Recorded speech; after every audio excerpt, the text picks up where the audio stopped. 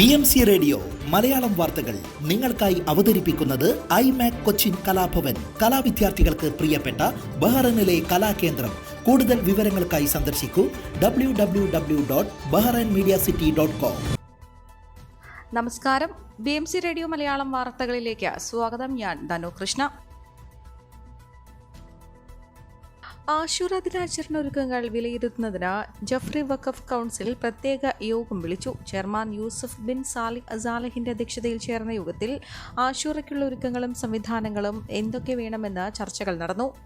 രാജാവ് Hamad bin Isa Al Khalifa, കിരീടാവകാശിയും പ്രധാനമന്ത്രിയുമായ prince Salman bin Hamad Al Khalifa എന്നിവർ മതപരമായ ഈ പരിപാടിക്ക് നൽകുന്ന പിന്തുണയ്ക്കും പ്രോത്സാഹനത്തിനും ജഫ്രി വഖഫ് കൗൺസിൽ പ്രത്യേകം നന്ദി രേഖപ്പെടുത്തി. വിവിധ ഔദ്യോഗിക സംവിധാനങ്ങൾ ഇതിനായി സഹകരിക്കുന്നതും സഹായ സഹകരണങ്ങൾ നൽകുന്നതും അഭിനന്ദനാർഹമാണ്. മതപരമായ സ്വാതന്ത്ര്യവും സഹിഷ്ണുതയും രാജ്യത്തിന്റെ പ്രത്യേകതയാണെന്നും യോഗം വിലയിരുത്തി. ബഹ്റൈനിൽ നിന്നുള്ള ഹജ്ജ് തീർത്ഥാടകർക്ക് ആവശ്യമായ മെച്ചപ്പെട്ട സൗകര്യങ്ങൾ ഒരുക്കിയതിന് ഭരണാധികാരികൾക്ക് നന്ദി അറിയിച്ചു. അശൂറ ഒരുക്കങ്ങൾക്കായി പ്രത്യേക സമിതികൾക്കും ടീമുകൾക്കും യോഗം രൂപം നൽകുകയും ചെയ്തു. പരിസ്ഥിതി ദിനാചരണ പശ്ചാത്തലത്തിൽ ഷൂറ കൗൺസിൽ സെക്രട്ടേറിയറ്റും ക്യാപിറ്റൽ ഗവർണറേറ്റും സഹകരിച്ച് വൃക്ഷത്തൈകൾ നട്ടു. എല്ലാ വർഷവും ജൂൺ 5 പരിസ്ഥിതി ദിനത്തിൽ നടത്തുന്ന വൃക്ഷത്തൈ നടൽ ഇത് 5ാം വർഷവും തുടരുന്നതിൽ ഏറെ സന്തോഷമുള്ളതായും ഷൂറ കൗൺസിൽ സെക്രട്ടേറിയറ്റ് കൗൺസിലിലെ പരിസ്ഥിതി പൊതുകാര്യ സമിതി ചെയർമാൻ ഡോക്ടർ മുഹമ്മദ് അലി ഹസൻ വ്യക്തമാക്കി. ക്യാപിറ്റൽ ഗവർണറേറ്റ് ഉപഗവർണർ ഹസൻ അബ്ദുള്ള അൽ മദനി, ഷൂറ കൗൺസിൽ സെക്രട്ടേറിയറ്റ് സമിതി അംഗങ്ങളായ അലി ഹുസൈൻ, അഷിഹാബി, കരീമ മുഹമ്മദ്, അൽ അബ്ബാസി എന്നിവരും സന്നിഹിതരായിരുന്നു. ജനങ്ങളിൽ പരിസ്ഥിതി ബോധം ശക്തമാക്കാനും കൃഷിയിടങ്ങളിലേക്ക് കൂടുതൽ താൽപര്യം ജനിപ്പിക്കാനും ഇത് വഴിയൊരുക്കുമെന്നും ഡോക്ടർ മുഹമ്മദ് അലി ഹസൻ അലി വ്യക്തമാക്കി. ഇന്ന് നാട്ടിലേക്ക് വരാനിരുന്ന യുവാവ് ഹൃദയാഘാതത്തെ തുടർന്ന് നിര്യാതനായി. കോഴിക്കോട് വടകര വില്യാപ്പള്ളി ചെരിപ്പൊയിൽ സ്വദേശി ഫാസിൽ പൊട്ടക്കണ്ടിയാണ് മനാമ സൂക്കിലെ താമസ സ്ഥലത്ത് വെച്ച് നിര്യാതനായത്. അടുത്ത ദിവസം നാട്ടിലേക്ക് പോകാൻ ടിക്കറ്റ് എടുത്തിരുന്നു. 2 വർഷമായി ബഹ്റൈനിലുള്ള ഫാസിൽ റെഡിമെയ്ഡ് വസ്ത്രഷോപ്പിലെ ജീവനക്കാരനായിരുന്നു. വില്യാപ്പള്ളി ചേരിപ്പൊയിൽ പൊട്ടിക്കണ്ടി മൊയ്തുവിന്റെ മകനാണ്. മാതാവ് ഫാത്തിമ, സഹോദരങ്ങൾ ഫായിസ്, ഷിനാസ്. മൃതദേഹം നാട്ടിൽ കൊണ്ടുപോകുന്നതിനുള്ള നടപടിക്രമങ്ങൾ KMCC മയ്യത്ത് പരിപാലന വിങ്ങിന്റെ നേതൃത്വത്തിൽ നടക്കുന്നു. മുഹറക് മലയാളി സമാജം 2024-26 വർഷ കമ്മിറ്റിയുടെ സ്ഥാനാരോഹണവും വിദ്യാധരം വിദ്യാഭ്യാസ അവാർഡ് വിതരണവും നടത്തി. 10-12 ക്ലാസുകളിൽ ഉന്നത വിജയം നേടിയ MMS കുടുംബത്തിലെ കുട്ടികൾക്കാണ് വിദ്യാധരം അവാർഡ് നൽകിയത്. നാട്ടിൽ വിജയം നേടിയ കുട്ടികളുടെ രക്ഷിതാക്കളെ ആദരിക്കുകയും ചെയ്തു. Muharraq Lulu hyper market ground ഫ്ലോറിൽ നടന്ന പരിപാടി new Indian school chairman Gopinatha Menon ഉദ്ഘാടനം ചെയ്തു. പ്രസിഡന്റ് അനസ് റഹീം അധ്യക്ഷനായിരുന്നു. രക്ഷാധികാരി ഇബ്രാഹിം ജോൺ, ഉപദേശക സമിതി ചെയർമാൻ ലത്തീഫ് കെ എന്നിവർ ആശംസകൾ നേർന്നു. നടി ശ്രീഷ്ണ സുരേഷ് മുഖ്യാതിഥിയായിരുന്നു. ചടങ്ങിൽ MMS കമ്മിറ്റി ഭാരവാഹികളെ കൂടാതെ വനിതാവേദിയുടെ പുതിയ ഭാരവാഹികളും ചുമതലയേറ്റു. മെമ്പർഷിപ്പ് ക്യാമ്പയിൻ മുൻ പ്രസിഡന്റ് ഷിഹാബ് കറുകപ്പുത്തൂർ, സാമൂഹിക പ്രവർത്തകൻ മണിക്കുട്ടന് ഫോം നൽകി ഉദ്ഘാടനം ചെയ്തു. വിദ്യാധരം അവാർഡ് ജേതാക്കൾക്ക് ഗോപിനാഥ മേനോൻ, ഇബ്രാഹിം ജോൺ, ശ്രീഷ്ണ സുരേഷ്, അനസ് റഹീം, ലത്തീഫ് കെ, ആനന്ദ് വേണുഗോപാൽ, ശിവശങ്കർ എന്നിവർ അവാർഡുകൾ വിതരണം ചെയ്തു. MMS സർഗവേദി കലാകാരന്മാരുടെ വിവിധ കലാപരിപാടികളും സഹൃദയ നാടൻപാട്ട് സംഘത്തിന്റെ നാടൻ പാട്ടുകളും ഉണ്ടായിരുന്നു. കലാപരിപാടികൾക്ക് എന്റർടൈൻമെന്റ് സെക്രട്ടറി ഫിറോസ് വിളയങ്കോട് നേതൃത്വം നൽകി. സെക്രട്ടറി ആനന്ദ് വേണുഗോപാൽ സ്വാഗതവും ട്രഷറർ ശിവശങ്കർ നന്ദിയും പറഞ്ഞു. വിസിറ്റ് വിസയിൽ ബഹ്റൈനിലെത്തിയ ഏജന്റിന്റെ തട്ടിപ്പിനിരയായ കൊൽക്കത്ത സ്വദേശിയെ നാട്ടിലെത്താൻ സഹായിച്ച പ്രവാസി ലീഗൽ സെൽ ബഹ്റൈൻ ചാപ്റ്റർ ബഹ്റൈനിൽ കുടുങ്ങിയ കൊൽക്കത്തക്കാരനായ ദേവാശിഷ് പണ്ഡലിനെയാണ് രക്ഷിച്ചത്. 1 ലക്ഷത്തോളം രൂപ ഏജന്റിന് നൽകി വിസിറ്റ് വിസയിൽ ബഹ്റൈനിലെത്തിയ ശേഷമാണ് ദേവാശിഷ് താൻ ചതിക്കപ്പെട്ടുവെന്ന് മനസ്സിലാക്കിയത്. കഴിഞ്ഞ വർഷം നവംബറിലാണ് അദ്ദേഹം എത്തുന്നത്. ജോലിയും താമസ സൗകര്യവും ഇല്ലാതെ കഷ്ടപ്പെട്ട അദ്ദേഹത്തെ പ്രവാസി ലീഗൽ സെല്ലിന്റെ ഗവേണിംഗ് കൗൺസിൽ മെമ്പർ മുഹമ്മദ് സലീമാണ് ഇന്ത്യൻ എംബസിയുടെയും ബഹ്റൈൻ ഇമിഗ്രേഷൻ വകുപ്പിന്റെയും സഹായത്തോടെ നാട്ടിലേക്ക് പോകാൻ കളമൊരുക്കിയത്. ചില പ്രത്യേകാംക്ഷികളും സഹായത്തിനെത്തി. അങ്ങനെ ജൂൺ 4 അദ്ദേഹം മുംബൈയിലേക്ക് മടങ്ങി.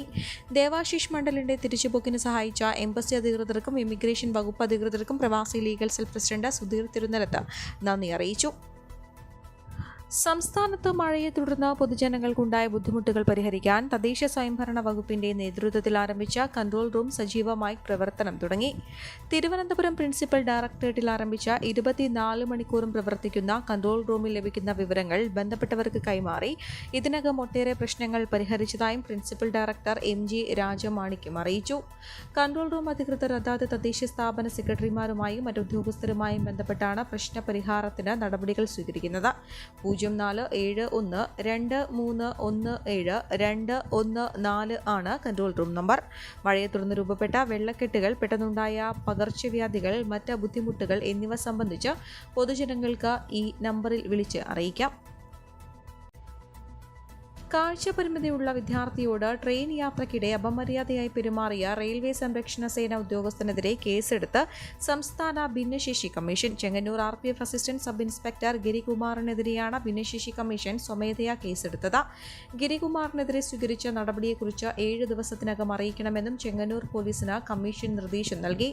മെയ് 20-നാണ് ചെങ്ങന്നൂരിൽ നിന്ന് എറണാകുളത്തേക്ക് യാത്ര ചെയ്യാനെത്തിയ സുബിൻ വർഗീസിന് RPF ഉദ്യോഗസ്ഥരിൽ നിന്നും മോശം പെരുമാറ്റം നേരിട്ടത്.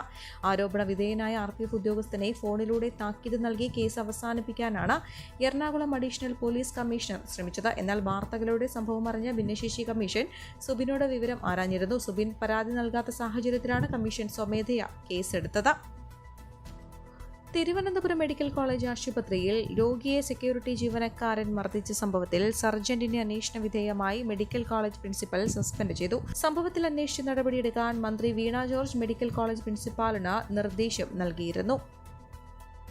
വയനാട്ടിൽ മൂലങ്കാവ് സർക്കാർ സ്കൂളിലെ 10ാം ക്ലാസ് വിദ്യാർത്ഥിക്ക് റാഗിംഗ് എന്ന പരാതിയിൽ അന്വേഷണത്തിന് മന്ത്രി V ശിവൻകുട്ടി നിർദ്ദേശം നൽകി. വകുപ്പ് തല അന്വേഷണം നടത്തി ഉടൻ റിപ്പോർട്ട് നൽകാൻ വിദ്യാഭ്യാസ ജോയിന്റ് ഡയറക്ടർ അക്കാഡമിക് A അബൂബക്കറിനെ മന്ത്രി ചുമതലപ്പെടുത്തി. വയനാട് വിദ്യാഭ്യാസ ഉപഡയറക്ടറോട് സംഭവം സ്ഥലം സന്ദർശിക്കാനും ഇരയായ കുട്ടിയെയും രക്ഷിതാക്കളെയും നേരിൽ കാണാനും മന്ത്രി നിർദ്ദേശം നൽകി. വയനാട് SP-യുമായി മന്ത്രി ഫോണിൽ ആശയവിനിമയം നടത്തി.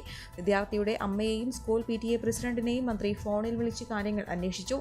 റാഗിംഗ് ഒരു കാരണവശാലും ക്യാമ്പസിൽ അനുവദിക്കില്ലെന്നും മന്ത്രി വ്യക്തമാക്കി.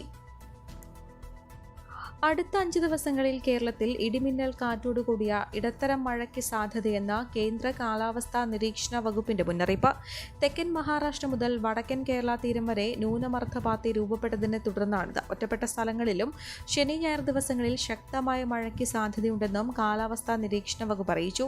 പത്തനംതിട്ട, കോഴിക്കോട്, വയനാട്, കണ്ണൂർ, കാസർഗോഡ് ജില്ലകളിൽ ഞായറാഴ്ച ഓറഞ്ച് അലർട്ടും തിരുവനന്തപുരം, കൊല്ലം, ആലപ്പുഴ, കോട്ടയം, ഇടുക്കി, എറണാകുളം, തൃശൂർ, മലപ്പുറം എന്നിവിടങ്ങളിൽ യെല്ലോ അലർട്ടും പ്രഖ്യാപിച്ചു. ഈ വാർത്തയോടുകൂടെ BMC റേഡിയോ മലയാളം വാർത്തകൾ സമാപിക്കുന്നു. നന്ദി, നമസ്കാരം.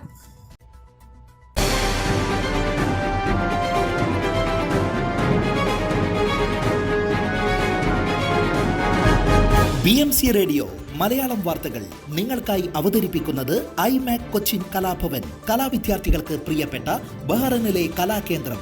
കൂടുതൽ വിവരങ്ങൾക്കായി സന്ദർശിക്കൂ www.bahrainmediacity.com.